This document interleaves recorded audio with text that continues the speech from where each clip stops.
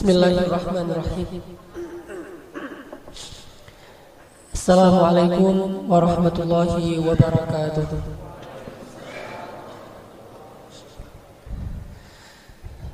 Innal hamdalillah nahmaduhu wa nasta'inuhu wa nastaghfiruh wa na'udzu billahi min syururi anfusina wa sayyiati a'malina. May yahdihillahu fala mudilla lahu wa may yudlil fala hadiyalah. Segala puji dan syukur kepada Allah Subhanahu wa taala. Kita bersyukur kepada Allah atas nikmat iman, Islam, dan mudah-mudahan juga termasuk di antara nikmat hijrah, taubat, dan bisa duduk dalam majelis ilmu yang mulia ini. Salawat dan salam semoga terlimpahkan untuk kekasih kita, teladan kita, pemimpin kita, dan Rasul serta Nabi Allah Subhanahu wa taala Muhammad sallallahu alaihi wasallam. Teman-teman sekalian, malam ini kita akan belajar banyak hal dari satu sosok yang luar biasa. Kalau saya senang memilih judul untuk sosok perempuan ini adalah judulnya Baiat Cinta. Kenapa saya sebut Baiat Cinta? Nanti setelah kita lebih kenal tentang perempuan ini, nanti kita akan tahu bagaimana beliau membaiatkan cintanya kepada Rasulullah SAW. Jadi kalau menyatakan cinta I love you itu udah biasa. Tapi membaiat cinta ini yang jarang sekali ada yang bisa melakukannya. Maka kita malam ini akan belajar baiat cinta, sifat wafa dari seorang istri Nabi yang paling mulia, yaitu Ibunda Khadijah binti Khuwailid radhiyallahu anha. Seperti yang kita tahu bahwa Khadijah ini adalah satu di antara 4 perempuan yang paling sempurna. Karena di muka bumi itu perempuan yang sempurna cuma ada 4. Kalau laki-laki yang sempurna itu banyak, yaitu para rasul dan anbiya. Sampai Nabi mengatakan kamula minar rijali katsir. Banyak laki-laki yang sempurna. Walam yakmul minan nisa illa arba'ah. Tidak ada yang sempurna dari kalangan perempuan kecuali 4. Dan 4 ini kalau kita urutkan secara zaman, maka yang pertama siapa? Asiyah imra'atu Fir'aun, kalau zamannya ya. Kemudian Maryam binti Imran. Kemudian Khadijah binti Khuwailid. Dan yang keempat adalah Fatimah binti Rasulullah SAW. Jadi kalau kita pengen mendidik anak kita menjadi seorang perempuan yang ideal, perempuan yang solehah, maka 4 ini wajib menjadi kurikulum pendidikan tarbiyah anak-anak perempuan kita. Dan pada malam ini kita akan membahas salah satu di antara 4 yang sempurna ini. Dan menurut saya dari 4 ini Khadijah ini luar biasa. Kalau saya secara pribadi mengurutkannya, pertama Maryam, kedua Khadijah, ketiga Fatimah, keempat Asiyah. Kenapa Maryam pertama? Karena memang Maryam ini diperdebatkan oleh para ulama. Kira-kira Maryam itu nabi atau bukan? Kalau 3 yang terakhir ini tidak diperdebatkan, sepakat para ulama mereka bukan nabi tapi solehah gitu. Sedangkan Maryam, sebagian ulama mengatakan Maryam itu nabi, satu-satunya nabi dari kalangan perempuan. Tapi jumhur ulama mengatakan bukan nabi, orang soleh, tetapi sederajat dengan nabi. Ini artinya bahwa membahas tentang perempuan-perempuan 4 ini luar biasa. Enggak akan pernah habis teladan yang bisa kita ambil dari mereka semua.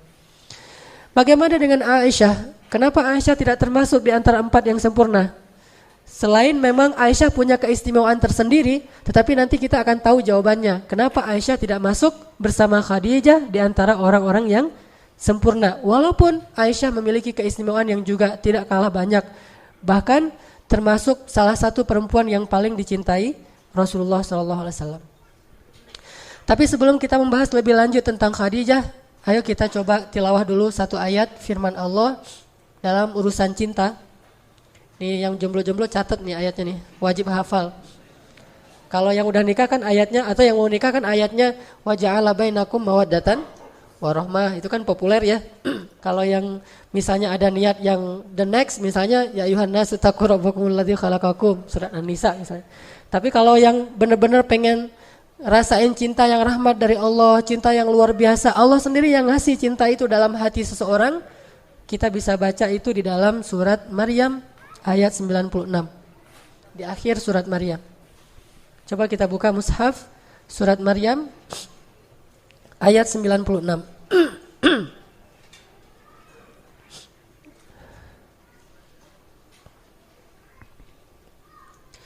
A'udzu billahi minasy syaithanir rajim. Silakan.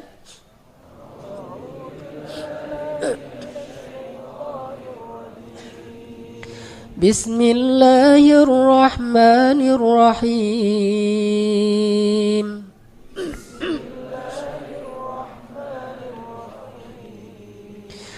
Innalladzina amanu wa 'amilus shalihat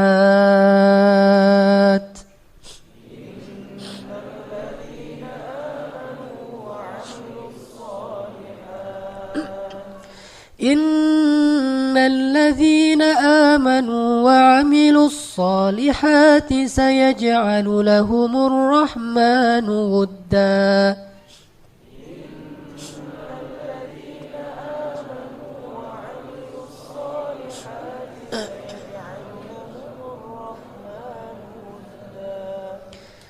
Sesungguhnya orang-orang yang beriman dan orang-orang yang mengerjakan amal solih, Allah akan menanamkan dalam hati mereka rasa cinta. Kalau diterjemahin di sini, rasa kasih sayang. Sebetulnya dalam bahasa Arab, wudda itu juga bisa berarti sama dengan hub, cinta. Jadi kalau kita berdoa tentang cinta, kita pakai Asmaul Husnanya yang mana? Ya Wadud. Apa arti ya Wadud? Wahai Sang Maha Cinta. Jadi Maha Cinta itu bukan cuma dalam lagu ya. Asmaul Husna, salah satu di antara Asmaul Husna dari Allah adalah Wadud. Dan Wadud itu adalah Sang Maha Cinta. Jadi siapapun, suami, istri, anak, keluarga yang meminta cinta yang Allah tanamkan dalam hati hamba-hambanya, dia mengatakan, Ya Wadud, urzuk lana wudda. Ya Allah yang Maha Wadud, berikanlah rezeki untuk kami berupa rasa cinta. Dan Nabi Ibrahim pernah mendoakan itu ketika meninggalkan Hajar dan Ismail di tengah lembah Bakkah. Dan jadikanlah orang-orang yang ada di sini mencintai mereka, tertarik kepada mereka. Artinya Allah Subhanahu wa taala menjanjikan kepada orang yang beriman dan beramal soleh itu cinta. Sebagaimana Allah menjanjikan kepada siapa? Julaibib. Jadi siapa yang ingin ditambahkan rasa cinta dari orang soleh, dari orang-orang yang halal baginya, maka cara yang paling baik untuk menambahkan rasa cinta dari orang yang kita ingin mencintai kita adalah mendekatlah kepada Sang Maha Cinta. Minta kepada Sang Maha Cinta, dan Allah gak akan salah menitipkan perasaan itu kepada orang yang gak berhak. Kalau Allah titipkan rasa cinta yang rahmat dari Allah, pasti Allah akan titipkan kepada orang yang paling baik untuk kita. Kalau kita memintanya kepada Allah. Makanya sering-sering nih teman-teman bilang ya Wadud, ya Wadud. Pulang dari sini sehari minimal 100 kali ya Wadud, ya Wadud. Mudah-mudahan dari situ tiba-tiba banyak yang followers. Banyak yang nge-like. Kenapa ini jadi followernya banyak nih? Ternyata semuanya cewek-cewek. Karena ya Wadud, ya Wadud. Insya Allah gak akan kayak gitulah. Paling-paling followernya cuma satu. Tapi satu itu adalah true love, insya Allah ya. Amin. Kita bicara tentang Ibunda Khadijah. Bagi saya ibunda saya itu adalah semua istri Rasulullah, Khadijah, Aisyah dan seterusnya. Kalau secara Nusantara nasionalis, ibunda kita adalah Kartini. Saya sebagai orang Aceh, ibunda saya adalah Cut Mutia, Malahayati, Cut Nyadin dan seterusnya. Tapi sebetulnya juga bagi orang Sunda karena ada di Sumedang tuh kan ya. Tapi bagi orang mukmin, ibunda sejati mereka yang benar-benar mereka banggain dan mereka tiru adalah istri-istri Rasulullah SAW. Dan yang terbaik di antara mereka semua adalah Khadijah. Kalau kita pengen tahu bagaimana nuansa cinta dalam rumah tangga Rasul dengan Khadijah, cukup kita tahu gimana dalamnya cinta Rasulullah kepada Khadijah. Itu bukti bahwa Khadijah ini benar-benar berhasil membaiatkan cintanya kepada Rasul. Ini sekarang kita bahas beberapa contoh kasus bentuk dalamnya cinta Rasulullah kepada Khadijah. Rasulullah itu diberikan 9 bidadari pengganti Khadijah, itu gak ada satupun yang bisa menggantikan Khadijah. Kalaupun 9-9-nya itu bersatu untuk beramal soleh, berbuat baik, mencintai Rasulullah setulus hati mereka, sama sekali tidak bisa menggantikan perasaan tentang Khadijah di dalam hati Rasulullah SAW. Itu dalam banget tuh. Cinta Rasul kepada Khadijah tuh sangat-sangat dalam, melebihi cinta beliau kepada Aisyah. Dan begitulah hati laki-laki. Hati laki-laki itu Allah jadikan tidak mungkin bertemu dua cinta secara persis sama dalam hatinya, nggak ada. Makanya Allah mengatakan, "Walan tastati'u an ta'dilu bainan nisa'i walau harastum." Kalian nggak bisa untuk benar-benar adil kepada perempuan walaupun kalian mengusahakannya. Adil dalam ayat ini adalah adil perasaan. Sedangkan di awal surat An-Nisa Allah mengatakan, wa in khiftum alla ta'dilu fawahidatan. Kalau kalian khawatir tidak bisa adil, maka satu, adil di dalam ayat itu adalah adil nafkah. Ini kalau kita bahas fikih, ada dua kali Allah menyebutkan adil di surat An-Nisa. Pertama di awalnya, kedua di tengahnya, yaitu di juz kelima. Adil yang pertama itu artinya adil nafkah.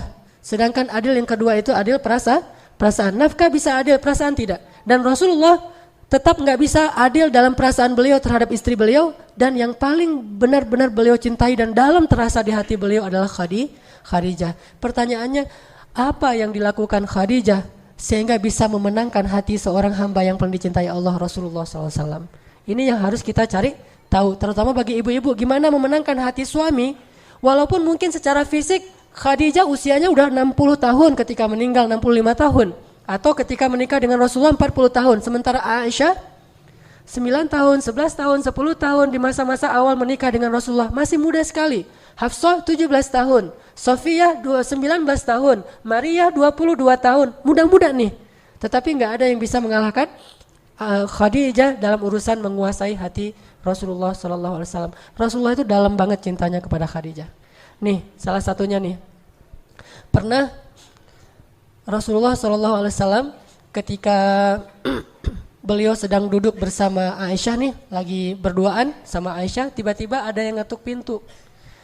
Dan terdengarlah suara sepupunya Khadijah yang datang bertamu ke rumah Rasul. Tapi gaya ngomongnya tuh mirip Khadijah.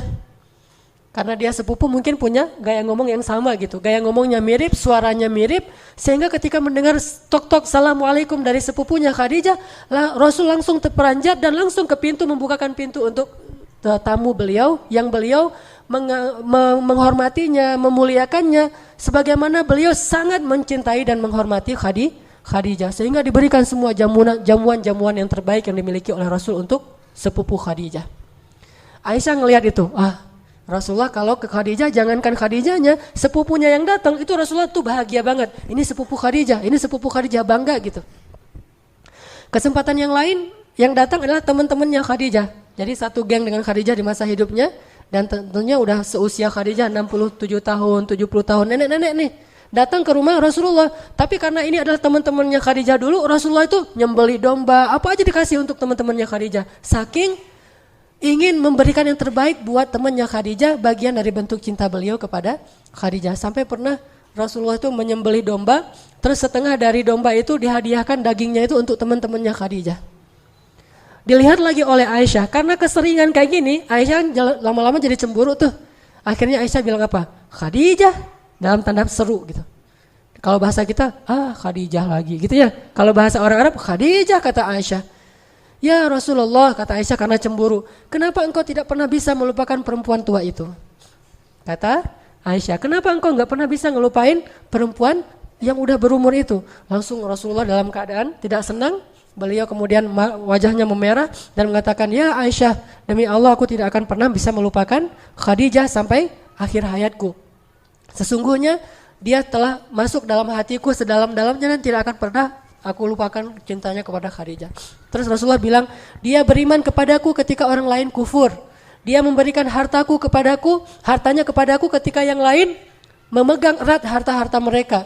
Dia membantuku dalam dakwah dan menemaniku ketika yang lain meninggalkanku dan seterusnya. Dan salah satunya dia memberikan kepadaku anak-anak ketika yang lain tidak memberikan anak. Jadi dari Khadijah Rasulullah punya anak berapa? Ayo coba kita hitung. Anak yang pertama namanya Qasim. Makanya Rasulullah dikenal juga dengan panggilan Abu Qasim. Kemudian yang kedua Zainab. Kemudian yang ketiga Ruqayyah, Ummu Kulsum, kemudian Abdullah, kemudian Fatimah. Sedangkan dari yang lain cuma ada satu nanti Ibrahim. Kalau nggak salah dari Maria, tapi juga sama meninggal di masa masih kecil. Oke, artinya Khadijah itu sangat dicintai oleh Rasulullah sehingga Rasulullah marah ketika Aisyah menghina Khadijah di depan Rasulullah. Dan marahnya Rasulullah itu adalah sunnah. Jadi kita harus tahu bahwa Rasulullah itu marahnya kapan, senangnya kapan, memaafkannya kapan, membalasnya kapan, semua yang dilakukan Rasulullah itu adalah sunnah. Jadi jangan hanya ucapannya yang dianggap sebagai sunnah. Sikap Nabi itu sunnah, dan marahnya Rasul ketika Aisyah menghina Khadijah itu marah yang paling baik. Posisi marah yang paling ideal tuh di situ tuh. Tetapi dengan cara tidak mencela, tidak menyakiti, tidak menzalimi istri. Tetapi di situ suami marah. Sehingga ketika misalnya ada orang lain yang menghina istri kita, atau ada saudara kita menghina istri kita, atau teman kita menghina istri kita, maka di situ marahnya kita itu ikut sunnah Nabi. Tetapi dengan syarat marah yang beretika, tidak mencela, tidak menyakiti, tidak menzalimi hak-hak orang lain. Dan Rasulullah SAW kadang beliau marah, kadang beliau senang, kadang beliau memaafkan, kadang beliau membalas sesuai dengan haknya. Semua ini adalah sunnah Rasulullah SAW. Ini salah satu contoh bagaimana cintanya Rasulullah kepada Khadijah. Ada lagi yang lebih menakjubkan. Ketika terjadi perang Badar. Perang Badar dimenangkan oleh siapa? Oleh kaum muslimin. Ternyata dalam perang Badar itu ada seorang menantu Rasul yang ikut berperang tapi di pihak musuh. Dia adalah suaminya Zainab. Jadi Zainab menikah, kemudian Rasulullah dapat wahyu berdakwah, tapi suami Zainab tidak mau ikut dakwahnya Rasulullah SAW. Jadi menantu beliau sendiri tidak mau beriman kepada Rasulullah SAW. Sehingga ketika Zainab hijrah ke Madinah, suaminya tidak ikut hijrah dan dia tinggal di Mekah. Terjadilah tahun kedua hijrah itu perang Badar, dan suaminya Zainab ikut dalam pasukan musuh, pasukannya Abu Jahal, berperang dalam perang Badar melawan Rasulullah. Lalu dia tertangkap, ditawan, sehingga ada dua pilihan, kalau nggak dibunuh maka ditebus. Itu hukuman bagi tawanan perang.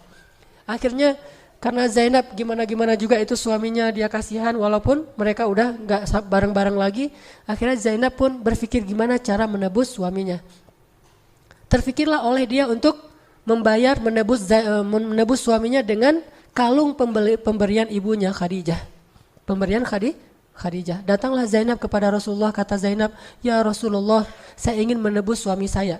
Zainab tidak bilang wahai ayah, tapi ya Rasulullah, supaya tidak ada nepotisme. "Ya Rasulullah, saya ingin menebus suami saya." Kata Rasulullah, "Dengan apa engkau akan menebusnya ya Zainab?" Tiba-tiba Zainab mengeluarkan kalung milik Khadijah kepada Rasulullah. Ketika Rasulullah ngelihat kalung itu di tangan Zainab, langsung Rasulullah menitikkan air mata. Langsung Rasulullah menunduk dan menangis karena sangat sedih melihat kalungnya Khadijah, dan beliau langsung teringat masa-masa ketika beliau bersama dengan Khadijah. Kayak gitu dalamnya cinta Rasulullah kepada Khadijah. Hanya dengan melihat kalungnya Khadijah, Rasulullah langsung bersedih. Dan bukan hanya bersedih, beliau khawatir kalau kalung ini dipakai untuk menebus suaminya Zainab, maka kalung ini nanti akan dilelang di antara kaum muslimin, dan beliau gak rela kalungnya Khadijah dilelang. Coba bayangin, ibarat seorang suami yang cinta banget sama istrinya, lalu ketika istrinya sudah wafat, baju istrinya itu dia cium, karena aroma tubuh istrinya itu dia tahu banget kan ya, dan terasa masa-masa bersama dengan istrinya, itu semuanya berarti. Aroma tubuhnya, pakaiannya, kalungnya, apapun kebiasaannya, makanannya, piringnya, gelasnya, itu semuanya berarti karena cinta yang dalam dari Rasulullah kepada Khadijah. Sehingga ketika Zainab mengeluarkan kalung milik Khadijah, langsung Rasulullah menangis. Lalu setelah beliau menangis, beliau mengangkat kepalanya dan mengatakan kepada sahabatnya, "Relakah kalian jika kalian membebaskan menantuku tanpa harus menebusnya dengan gelang istriku?"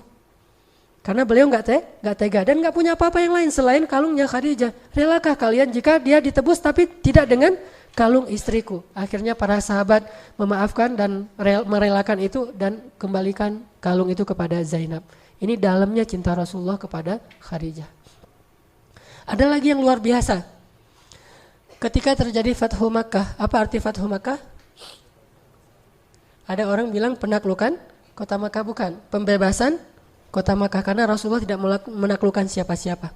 Pembebasan kota Makkah. Ketika terjadi pembebasan kota Makkah, Fathu Makkah, itu semua sahabat itu pulang ke rumah-rumah mereka masing-masing. Sahabat Muhajirin, Utsman pulang ke rumahnya, Umar pulang ke rumahnya, Abu Bakar pulang ke rumahnya, bahkan Ali juga pulang ke rumahnya. Tapi Rasulullah tidak pulang ke rumahnya yang ada di Makkah. Kemana beliau pergi? Beliau pergi jauh ke Ma'la dan kemudian beliau membuat tenda persis di sebelah makamnya Khadijah. Di sanalah beliau bermalam selama terjadi Fathu Makkah, di sebelah makamnya Khadijah. Buat tenda di situ. Setelah itu malam-malam beliau nggak mau diganggu, mau berduaan aja dengan Khadijah. Beliau duduk di depan makamnya Khadijah, kemudian beliau bicara kepada Khadijah.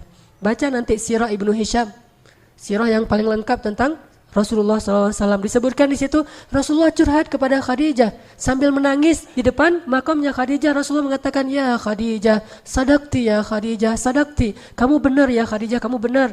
Apa yang kamu ucapkan dulu tuh benar banget. Apa yang dibenarkan oleh Rasulullah tentang Khadijah? Dulu ketika awal dakwah Nabi lakukan di Makkah, Rasulullah itu kan dicela, dihina, dimusuhi. Khadijah bilang apa?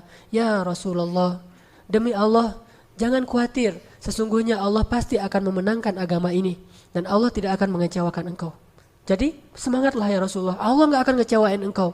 Dan Allah pasti akan memenangkan agamamu ini. Itu yang dikatakan Khadijah di awal dakwah. Ternyata sekarang Rasulullah berhasil membebaskan kota Makkah sehingga Rasulullah datang kepada Khadijah, kemudian beliau mengatakan kepada Khadijah, dan Khadijah di dalam kuburnya, entah dia dengar entah tidak, Allah yang lebih tahu.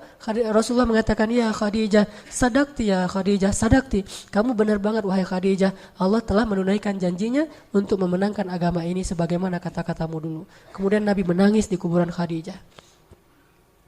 Siapa bilang bahwa mengunjungi kuburan orang yang kita cintai lalu kita berbicara di sana disebut bid'ah? Bacalah sirah Ibnu Hishamnya Rasulullah SAW. Apakah Rasulullah itu mencontohkan hanya diam saja di kuburan? Ternyata Rasulullah juga di kuburan bukan hanya diam, malah bermalam di kuburan. Kalau kita lihat malah Rasulullah bermalam di kuburannya Khadijah beberapa malam dan tidak mau diganggu dan curhat. Sama seperti misalnya saya pulang ke Aceh. Ibu saya meninggal dalam musibah tsunami bersama kakak saya dan dimakamkan di pemakaman massal, pemakaman umum, dan itu jaraknya dengan bandara itu dekat. Jadi kalau saya pulang turun bandara itu langsung sekitar 15 menit itu udah ada pemakaman tentang korban tsunami. Saya selalu kalau pulang ke Aceh itu keluar dari bandara langsung mampir ke kuburan ibu saya. Cuma kan saya nggak tahu posisi ibu saya di mana, kan gede banget tuh, berapa hektar gitu. Nah akhirnya saya duduk di salah satu pojok pemakaman besar itu, kemudian saya ngomong gitu, Mak, ini abang udah pulang Mak gitu. Pas awal-awal saya datang dari Mesir tuh berkesan banget tuh, karena saya pengen banget ngajak ibu saya jalan-jalan, naik pesawat, kan ibu saya belum pernah naik pesawat tuh, pengen ngajarin ya apa gimana rasanya naik pesawat, malah kalau bisa pengen umrohin ibu dan segala macam. Cuma ya Allah mentakdirkan yang lain. Pas saya pulang saya curhat, Mak ini abang pulang, Kak Yus, kakak saya namanya Kak Yus nih, adik pulang segala macam, ngomong aja di situ. Itu bukan bid'ah dan itu nggak ada hubungannya dengan ahli kubur itu dengar atau enggak, kita kan nggak tahu ya, karena Allah yang lebih tahu. Cuma itu adalah bentuk dari memuaskan rasa rindu seorang kekasih kepada kekasihnya, dan Rasulullah melakukan itu. Bukannya Khadijah pasti dengar kemudian nanti bisa dialog, ini lain lagi nih. Kalau ada yang minta fatwa ke ahli kubur, minta nasihat, misalnya mau pemilihan caleg gitu ya, datang ke kuburan, Mbah ini muridnya Mbah mau minta nasihat gitu-gitu ya, minta wejangan, terus pura-pura dengar, oh iya ya Mbah, ya ngerti Mbah gitu, apa yang dia ngerti. Ada yang kayak gitu. Ini Allah alam ya, saya nggak ngerti, saya nggak berani memfatwakan itu bid'ah atau enggak, saya bukan ahli fikih. Tapi yang dimaksud dengan curhatnya Nabi itu bukan kayak gitu. Curhatnya Nabi adalah Rasulullah itu hanya ingin mengekspresikan betapa rindunya beliau kepada Khadijah. Beliau ingin sekali bertemu dengan Khadijah, memeluk Khadijah, mengatakan kepada Khadijah, wahai Khadijah, perjuangan kita sekarang sudah menang. Beliau ingin mengatakan itu kepada Khadijah. Beliau ingin memperlihatkan kepada Khadijah bahwa pengorbanan Khadijah itu gak sia-sia. Beliau ingin tunjukkan kepada Khadijah bahwa Khadijah itu benar dan dia adalah istri sejati yang pernah menolong Rasulullah dari awal berdakwah di Makkah. Itulah Khadijah. Gak ada istri yang bisa lebih hebat daripada Khadijah, sehingga Rasulullah datang ingin curhat kepada Khadijah dan mengatakan, ya Khadijah, sadaqti, kamu benar wahai Khadijah, apa yang kamu katakan tuh benar, bahwa perjuanganmu tuh gak sia-sia, Allah sudah memenangkan perjuangan kita ya Khadijah. Ini bayat cinta. Apa yang udah dilakukan Khadijah sehingga begitu dalam cinta Rasulullah kepadanya, bahkan tidak tergantikan oleh 9 orang istrinya, walaupun istri-istri yang cantik dan masih belia. Kalau kita mau cari jawabannya, kenapa Khadijah begitu dalam dicintai oleh suaminya Rasulullah SAW? Cuma satu kata aja rahasianya. Kata itu adalah wafa. W-A-F-A. Wafa. Itulah yang dimiliki oleh Khadijah. Apa itu wafa? Wafa itu kalau saya terjemahin bebas, wafa itu artinya habis-habisan. Wafa itu habis-habisan. Udah nggak ada lagi yang tersisa. Tidak ada satupun kebaikan yang dimiliki oleh Khadijah kecuali sudah diberikan kepada Rasulullah SAW. Tidak ada satupun kesempatan berkorban yang dimiliki oleh Khadijah kecuali dia akan berkorban untuk Rasulullah. Tidak ada seorang pun yang lebih didahulukan kebaikannya untuk Khadijah selain Rasulullah SAW. Wafa habis-habisan. Udah nggak ada lagi yang tersisa kebaikan Khadijah kecuali semuanya diberikan kepada Rasulullah. Wafa habis-habisan. Dan salah satu di antara sifat wafa itu adalah dia nggak peduli suaminya kayak gimana. Kalau dia masih bilang, tapi kan suami saya kayak gini, itu bukan sifat wafa. Wafa itu nggak ada hubungannya siapa suami dia, siapa istri dia, nggak ada itu. Wafa itu murni, saya mencintai dia dan saya sudah berbaiat untuk mencintai dia, udah selesai. Sejak dia menikahi saya berbaiat bahwa saya akan mencintai dia seumur hidup, maka selesai sudah. Mau dia orangnya mau memberikan hak saya, mau dia orangnya ngecewain saya, mau dia banyak kekurangan segala macam, pokoknya saya cinta sama dia, udah. Itulah wafa. Cinta mati, cinta habis-habisan, gak peduli kayak gimana juga. Kalau diuji dengan suami yang seberat Fir'aun sekalipun, wafanya Asia kepada Fir'aun. Suami yang paling zalim tapi Asia tetap berbuat baik kepada dia. Begitu juga dengan Fatimah, Ali yang miskin, udah miskin, banyak kerjaan lagi di luar, miskin. Udah gitu gak bisa ngasih nafkah, udah gitu sering keluar negeri untuk berdakwah dan gak ada hasilnya. Tetapi Fatimah terus wafa kepada Ali. Rata-rata di antara 4 perempuan ini selain Maryam, karena Maryam tidak punya suami, salah satu yang membuat mereka lebih dari perempuan yang lain adalah mereka semua punya sifat wafa. Dan gak ada pengecualian. Gak ada cerita, itu kan Firaun, gak ada. Itu suami saya dan saya cinta sama dia. Soal dia kafir itu urusan dia dengan Allah. Tapi urusan saya dengan dia suami saya. Itu Asia. Fatimah, itu Ali adalah suami saya. Soal dia misalnya terlalu sibuk dengan orang lain, sedikit waktu untuk keluarga segala macam. Pokoknya saya cinta sama dia dan apapun yang dia butuhkan saya akan berikan. Itu wafa. Jadi Khadijah istri yang paling wafa kepada Rasulullah SAW. Dan gak ada satu orang pun sahabat atau istri Nabi yang bisa wafa seperti Khadijah. Ini kita bandingkan aja tanpa ada niat menjelek-jelekan Aisyah ya. Karena kalau kita bahas Aisyah juga luar biasa. Tapi kita bandingkan misalnya Rasulullah pernah pulang ke rumah Aisyah dalam keadaan lelah, capek, habis berdakwah, habis berjihad. Kemudian Rasulullah sampai di rumah dalam keadaan lelah banget bilang gini, "Ya Aisyah, kepalaku sakit banget," kata Rasulullah kan? Apa kata Aisyah? "Kepalaku juga," gitu. Jadi kita boleh milih nih, mau jadi Aisyah, maka derajat kita derajat Aisyah. Mau jadi Khadijah, enggak kayak gitu. Ketika Rasulullah datang kepada Aisyah, "Ya Aisyah, kepalaku sakit banget, pengen dipijitin," gitu ya. Kata Aisyah, "Kepalaku juga nih," manja. Akhirnya Rasulullah, "Oh ya udah. Akhirnya Rasulullah mijitin Aisyah, nggak jadi sakit kepala demi Aisyah. Itu kan suasana hidup di rumah tangga Rasul dengan Aisyah. Memang Rasulullah nggak mempersoalkan itu, tapi tetap Aisyah nggak akan pernah bisa ngalahin Khadijah kalau kayak gitu. Sedangkan Khadijah ketika Rasulullah datang, "Zammiluni, dathiruni," langsung dipeluk oleh Khadijah, di pintu dibuka pintu oleh Khadijah, terus Nabi bilang, "Zamiluni," langsung dipeluk oleh Khadijah, ditutup pintunya, dibawa masuk ke kamar, ditutup kamarnya biar Rasulullah nggak takut. Karena waktu itu Rasulullah seperti anak yang baru ngelihat hantu, ketakutan banget. Pengalaman pertama melihat Jibril, akhirnya diselimuti oleh Khadijah, dibelai oleh Khadijah, kemudian dipeluk oleh Khadijah sampai Nabi tenang. Jadi Nabi nggak mengatakan Zamiluni juga, nggak ada. Itu bukan Khadijah. Atau Zamiluni, pergi sendirilah di kamar banyak selimutin sendiri. Nggak ada itu Khadijah. Jadi Zamiluni dizamilu beneran. Dan 2 kali kan, Muzammil, Mudaththir, Zamiluni, Dathiruni.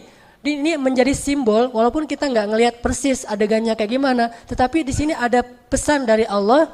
Ayat itu kan turunnya di dalam pelukan Khadijah. Ayat yang turun di dalam pelukan Khadijah. Ketika Rasulullah datang dalam keadaan ketakutan, Rasulullah bilang, Dathiruni, dipeluk oleh Khadijah, dibawa ke kamar, kemudian dibelai oleh Khadijah, turun, "Ya ayyuhal muddaththir." Kemudian pulang lagi ketika berdakwah dihina, dicela, dimusuhi oleh orang-orang kafir. Nabi sedih banget, kemudian pulang dalam keadaan sedih mengatakan zammiluni, zammiluni, zammiluni. Kemudian dizammiluni oleh Khadijah, dipeluk dalam pelukan itu, ya ayyuhal muzammil. Artinya apa? Rasulullah itu selalu bisa selesai masalahnya jika pulang ke rumah. Bukan pulang ke rumah nambah masalah ya. Ini namanya Khadijah, wafa. Jadi rumah itu benar-benar hiburan buat suami, oasis buat suami yang gersang di luar, ada masalah apapun, pulang ke rumah itu menyelesaikan masalah, bukan keluar rumah itu untuk menyelesaikan masalah. Ini unik ya. Ada banyak orang yang kenapa jarang pulang biar selesai masalahnya. Atau ada yang bahkan mungkin itikaf gitu ya. Rasulullah kan setelah menikah dengan Aisyah, Hafsah kan rajin itikaf. Kenapa rajin itikaf? Demi menyelesaikan masalah, karena di rumah beliau tuh banyak masalah. Aisyah cemburu, Hafsah cemburu, saling ngomongin antara satu dengan yang lain. Akhirnya Nabi gak betah di rumah, itikaf di masjid. Berapa lama? 29 malam loh. Kalau kita mungkin 3 malam doang, ini 29 malam, berarti kan lebih dahsyat tuh masalahnya. Tapi kalau dengan Khadijah bukan itikaf, justru pulang. Karena kalau beliau pulang, beliau dapat semua yang beliau butuhkan di rumahnya. Itulah Khadijah. Siap kapan saja Rasulullah datang, maka Khadijah akan menemani Rasulullah dalam susah dan senang. Zammiluni, dathiruni, Khadijah membantu Rasulullah. Ini bedanya kejadian di zaman Aisyah dengan di zaman Khadijah. Jadi kepada ibu-ibu nih yang akhwat,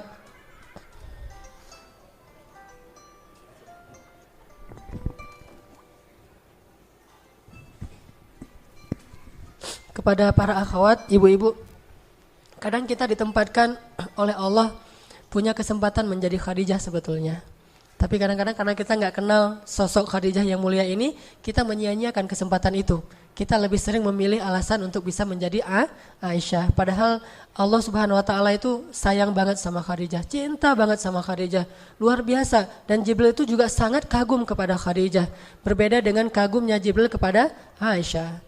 Kalau kita mau melihat Aisyah, jangan lihat yang tadi sakit kepalanya, tapi lihatlah gimana Aisyah romantis kepada Rasulullah. Tapi urusan wafa, ambilnya dari Khadijah.